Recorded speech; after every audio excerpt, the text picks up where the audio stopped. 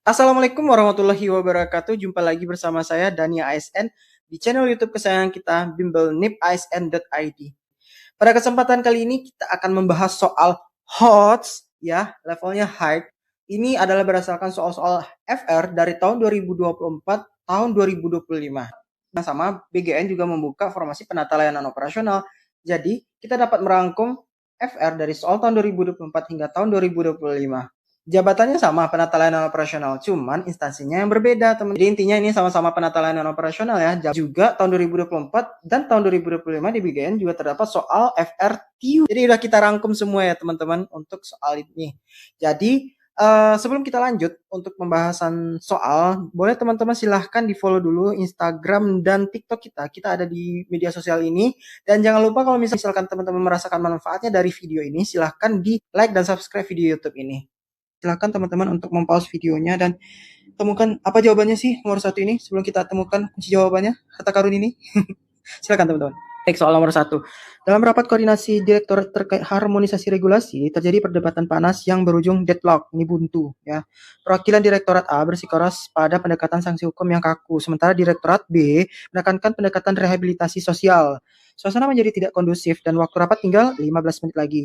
Anda selaku pimpinan rapat harus mengambil langkah cepat. Tindakan Anda untuk memecah kebuntuan dan mencapai kesepakatan konstruktif, ini benar-benar dibentuk ya, adalah yang A, mengambil alih keputusan dengan menggunakan hak veto sebagai pimpinan rapat untuk memilih pendapat yang paling mendekati regulasi tertulis saat ini. Kalau yang A ini hasilnya cepat sih. Ini ngedirektif banget, tapi ini menyelesaikan masalah di awal waktu deadline. Namun ini berisiko meninggalkan ketidakpuasan salah satu pihak antara yang perwakilan Direktorat A dengan Direktorat B, teman-teman. Jadi opsi 3 bukan juga. Kita lanjut ke yang B, melakukan pemungutan suara voting terbuka kepada seluruh peserta rapat untuk menentukan pendapat mana yang paling banyak didukung secara demokratis. Ini memang sistem yang diamanat oleh negara kita. Cuman opsi B itu demokratisnya bersifat semu. Kenapa bersifat semu? Karena voting dalam isu teknis substansi yang seringkali ini memenangkan popularitas itu bukannya kualitas dari solusi, teman-teman. Jadi yang B juga bukan. Kemudian yang C, kita lihat. Menunda pengambilan keputusan dan menjadwalkan rapat selanjutnya minggu depan agar kedua pihak dapat mendinginkan suasana dan menyusunkan argumen baru. Kalau yang C, menunda, tidak produktif, dan membuang sumber daya waktu tanpa jaminan solusi yang pertemuan berikutnya. Ia dapat keputusan. Kalau enggak gimana? Kita udah kehabisan waktu. Jadi yang C juga enggak. Yang D, menghentikan debat mengidentifikasi irisan kesamaan tujuan, lalu merumuskan klausul kompromi yang mengakomodasi sanksi dan rehabilitasi. D, ini adalah integratif yang sifatnya adalah sebagai fasilitator. Jadi kemampuannya si pemimpin ini ada sebagai helikopter view. Jadi untuk menemukan common ground lah, atau titik temu di antara dua kutub yang sedang berseberangan antara Direktorat A dan Direktorat B. Jadi jawaban poin 4 adalah di D, teman. Untuk poin D adalah di 4, kemudian yang C ada di 1 ya tadi ya, karena dia tidak produktif, membuang waktu. Kemudian yang B itu poinnya adalah 2, kemudian yang di A poinnya 3. Karena ini sebenarnya bagus sih, cuman direktif banget. Kita lanjut ke soal nomor 2. Saya baru saja dimutasi pimpinan unit kerja yang memiliki budaya asal Bapak senang, saya nggak senang. Ya, staf terbiasa memoles laporan kinerja agar terlihat baik di mata pimpinan, menutupi data masalah yang sebenarnya. Saat saya mencoba menerapkan pelaporan berbasis fakta atau evidence based berdasarkan bukti ya, saya merasakan adanya resistensi diam-diam dan pengucilan dari para staf yang merasa zona nyamannya terganggu. Langkah awal paling strategis yang akan saya lakukan untuk mengubah budaya destruktif ini adalah yang A, melaporkan praktik manipulasi data masa lalu kepada Inspektorat Jenderal agar dilakukan audit investigasi dan memberikan efek jera bagi staf yang terlibat. A, konfrontatif banget ya. Ini memulai kepemimpinan dengan audit atau hukuman akan menciptakan ini kayak permusuhan massal ini, perang dunia di kantor ya, dan menghambat kinerja unit total. Jadi yang A ini enggak. Oke, kita lihat yang B. Mengumpulkan seluruh staf, menyamakan visi, lalu memulai perubahan budaya melalui satu proyek percontohan sukses yang transparan. Nah, B ini visioner banget. Jadi dia persuasive leader ya, change management. Perubahan budayanya paling efektif dilakukan terhadap lewat bukti keberhasilan atau quick wins. Nah, ini bukan hanya konfrontasi total ya teman-teman ya. Jadi yang B kita kunci dulu, jawabannya ini. Kemudian yang C itu tetap konsisten bekerja dengan standar integritas tinggi sendirian. Dengan harapan perilaku saya lama-kelamaan akan dicontoh oleh para staf tersebut. Yang C ini sebenarnya benar, cuman dia pasif banget. Ini kayak nggak ada orang lain di dunia ini gitu. Jadi kayak ya akan menjadi role modeling. Nah, keteladanan penting ya. Cuman pemimpin itu juga butuh intervensi aktif untuk mengubah sistem yang sudah mengakar loh teman. Coba lihat teman-teman lihat di soal yang di atas. Adanya resistensi diam-diam dan pengucilan dari para staf yang merasa zona nyamannya terganggu. Jadi ini sudah kayaknya menzombie ke level staff ya teman-teman ya. Jadi enggak. Oke, kita lihat yang opsi D.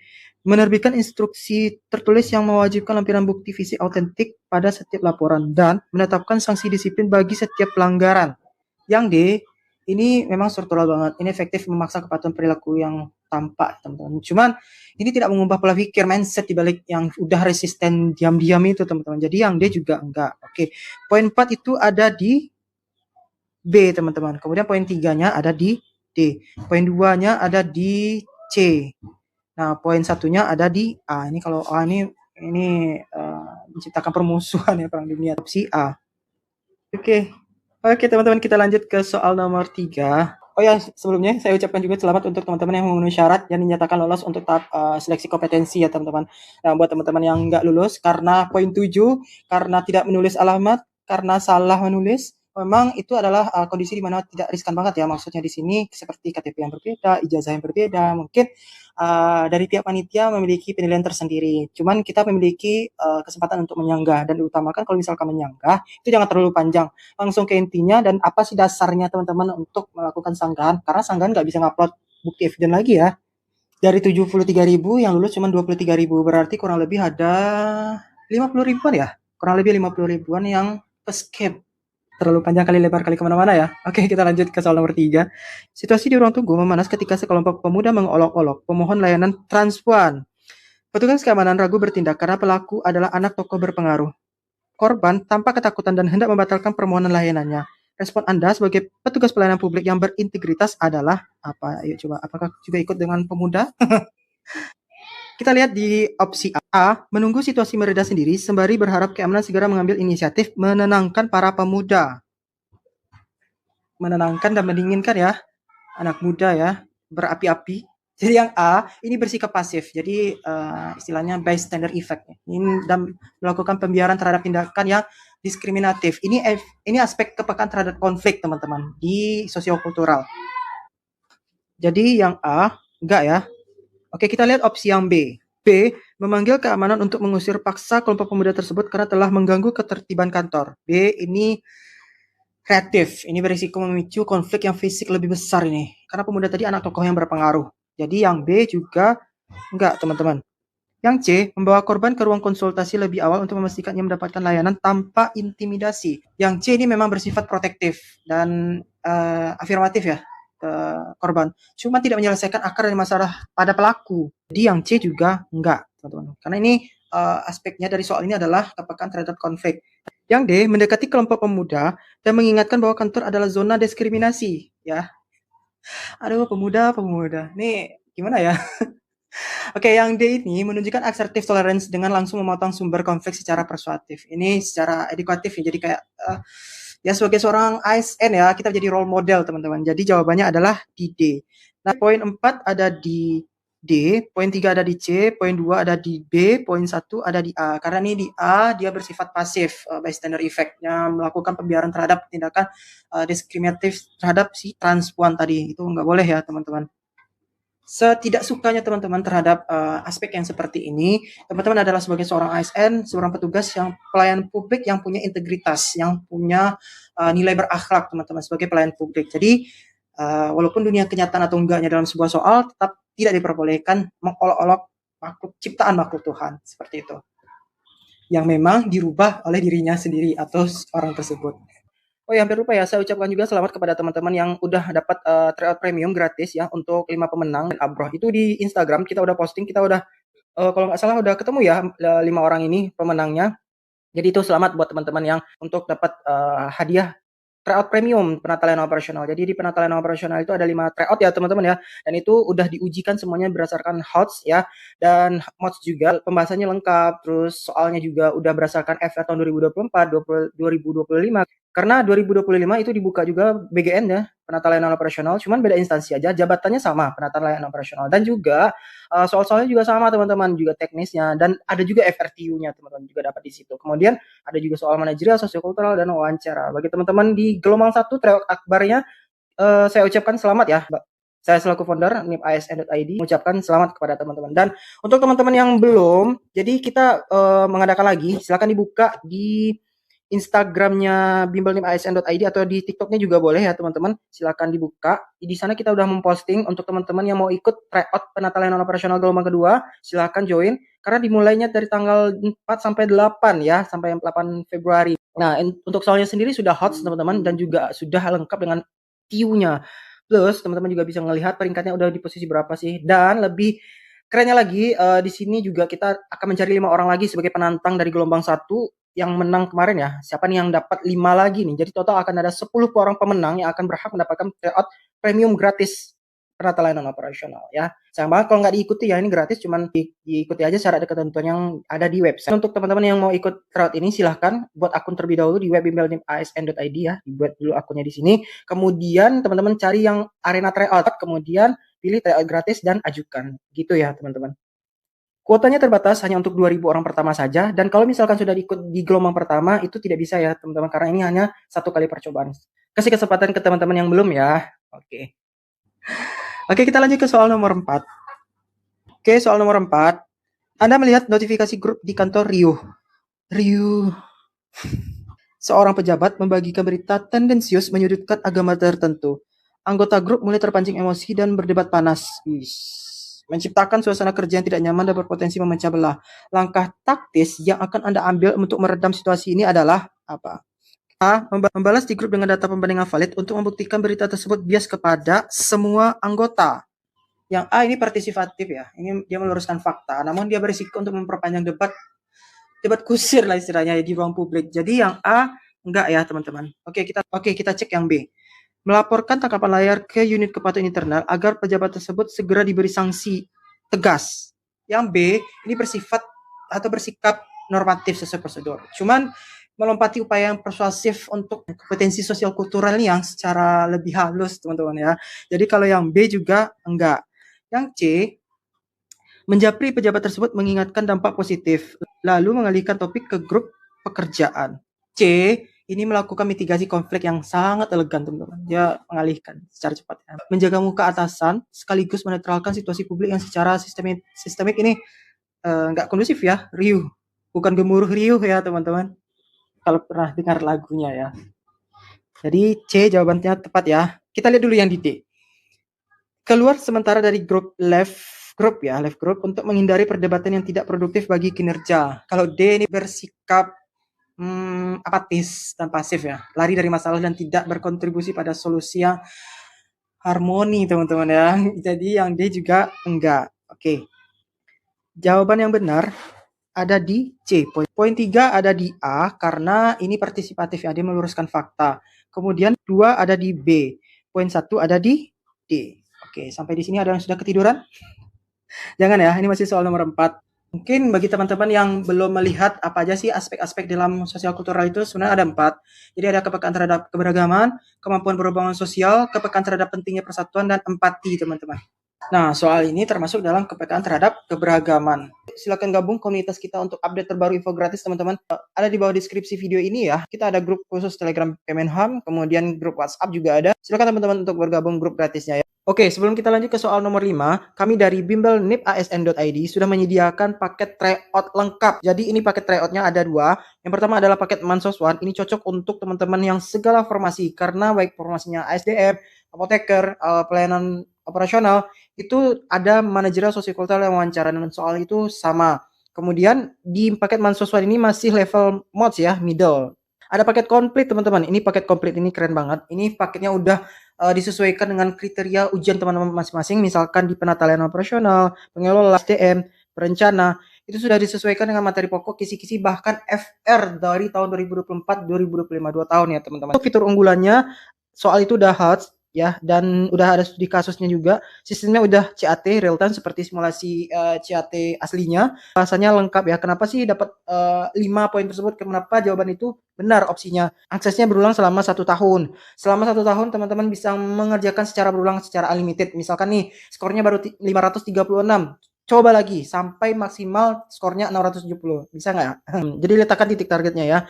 Dan nggak kalah penting lagi, di sini ada 2 bonus ya teman-teman. Bonus yang pertama itu adalah kumpulan file belajar, peraturan atau kebijakan plus file prioritas. Maksudnya di sini apa sih runtutan yang harus teman-teman pelajari terlebih dahulu. Nah, bonus yang kedua, profil dan kamus istilah Kementerian HAM Republik Indonesia. Ini sangat berguna untuk teman-teman yang akan lanjut di ujian esai sebanyak 20 soal ini.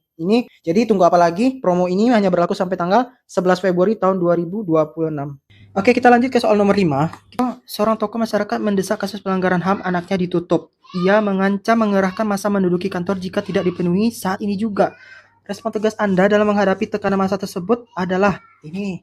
Kita merasa diintimidasi banget ya, apalagi sebagai seorang anak rantau misalkan tempat yang bukan home base kita. Oke, yang A, meminta bantuan aparat keamanan untuk mengusir tokoh tersebut karena telah mengganggu ketertiban layanan. Yang A, tindakan ini reaktif. Dia mengandalkan keamanan fisik memang perlu untuk ketertiban sih. Cuman kehilangan kesempatan untuk memberikan edukasi hukum yang persuasif ini kalau yang A teman-teman. Jadi yang A enggak ya. Kita lihat opsi yang lain. Yang B, melaporkan situasi kepada pimpinan dan meminta arahan apakah boleh memberikan sedikit kelonggaran keamanan. Ini menunjukkan keraguan. Jadi ketidaksiapan mental menghadapi tekanan yang membuat Anda tergantung pada atasan. Jadi ini membuka celah negosiasi yang melemahkan posisi ini teman-teman ya. Jadi ya kalau yang B juga enggak. Yang C, mencoba menenangkan tokoh tersebut dengan menjanjikan peninjauan ulang berkas agar situasi mereda sementara. Kalau yang C, ini tindakan ini fatal dan manipulatif. Ini memberikan janji palsu PHP ya. Kalau iya bisa disetujui. Kalau enggak, demi keamanan saat ini adalah tindakan yang tidak etis ya. Di yang C juga enggak. Kita cek yang D. Yang D adalah menghadapi dengan tenang dan menjelaskan koridor hukum tanpa membuka ruang negosiasi sedikit pun. Ini tindakan paling tegas dan berintegritas teman-teman ya sebagai abdi negara. Ini sikap yang asertif yang menunjukkan wibawa hukum instansi dengan menolak segala bentuk negosiasi di bawah tekanan massa teman-teman. Pasti teman-teman akan mikir ini enggak realita banget ya. Cuman ini adalah posisinya dari aspek yang dinilai keteguhan pada aturan atau intervensi. Jadi ini soal ya teman-teman, soal aspek komitmen atau loyalitas terhadap regulasi di wawancara. Nah ini teman-teman saling kejebak mengikuti naluri dengan secara real nyata atau mengikuti soal yang harus kita lakukan seperti apa sih gitu. Jadi pilih D karena ini tindakan paling tegas dan berintegritas. Jadi asertif yang menunjukkan wibawa hukum instansi dengan menolak segala bentuk negosiasi di bawah tekanan massa, teman-teman. Semangat ya. Jawabannya adalah D. Oke, poin 4 ada di D, poin 3 ada di A, poin 2 ada di B, poin 1 ada di C karena ini tindakannya fatal ya, teman-teman. Pasti ada yang ngejawab hampir aja dijawabnya itu melaporkan kepada pimpinan. Oke, kita lanjut ke soal nomor 6. Jika datang 2 pelapor bersamaan. 1. Pejabat daerah berpakaian rapi yang meminta didahulukan karena rapat. Kedua, petani tua yang terlihat bingung. Keputusan pelayanan yang akan Anda ambil adalah... Ada gak sih pertanyaan wawancara seperti ini? Ngejebak banget. Kalau yang wawancara pejabat gimana? Apa yang kata teman-teman jawab? Apalagi pejabatnya itu adalah calon atasan atau calon orang yang akan menjadi atasan kita. Oke, ini soal ya teman-teman ya, soal by rules. Oke, kita lihat opsi jawabannya. Yang A, melayani pejabat terlebih dahulu agar urusannya cepat selesai dan tidak menimbulkan komplain atasan. Jangan-jangan pejabat daerah ini adalah rekan politik dari atasan. Ups. Jadi yang A ini, tindakannya ini fatal ya, diskriminatif. Jadi melenggangkan budaya feodal di birokrasi itu nggak boleh. Dan mencederai rasa keadilan masyarakat kecil yang seharusnya dilayani teman-teman. Jadi yang A, enggak ya. Kemudian yang B, meminta rekan kerja lain melayani pejabat, sementara saya fokus membantu petani tua tersebut. Kalau yang B, ini tindakannya win-win solution. Ini mendelegasikan, solusinya baik secara operasional ya. Namun secara personal, Anda menghindari konfrontasi langsung untuk menegakkan aturan ini teman-teman. Jadi yang B juga enggak. Kita lihat yang C. Tetap melayani petani tua sesuai urutan kedatangan dan menjelaskan sistem antrean kepada pejabat. Yang C, itu tindakannya like level di dalam pelayanan publik. Ini berani menegakkan prinsip dari street kantor itu first come first served ya, di secara adil tanpa pandang bulu terhadap status sosial. Keren ya.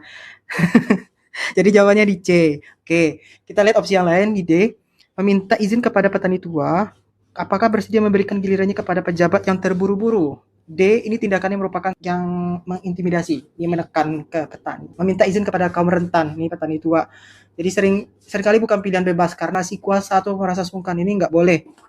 Yang D juga nggak. Jadi poin 4 ada di C. Poin 3 ada di B. Karena ini tindakan yang win-win solution. Poin 2-nya ada di D. Poin 1-nya ada di A. Oke, ini adalah soal PR teman-teman, soal nomor 7. Silakan teman-teman jawab di kolom komentar. Apa sih jawaban soal nomor 7 ini? Langkah etis yang akan ditempuh dalam rapat seleksi ya. Apa yang jawabannya? Apakah A, B, C, atau D yang memiliki poin 4 teman-teman? Silakan teman-teman jawab di kolom komentar ya. Karena semakin banyak teman-teman berlatih, semakin teman-teman memahami, akan semakin terbiasa teman-teman atau semakin jeli teman-teman menemukan jawaban. Oke teman-teman, pemenang tidak selalu yang pintar, tapi yang duluan tahu. Like dan subscribe video ini jika bermanfaat di kamu. Terima kasih.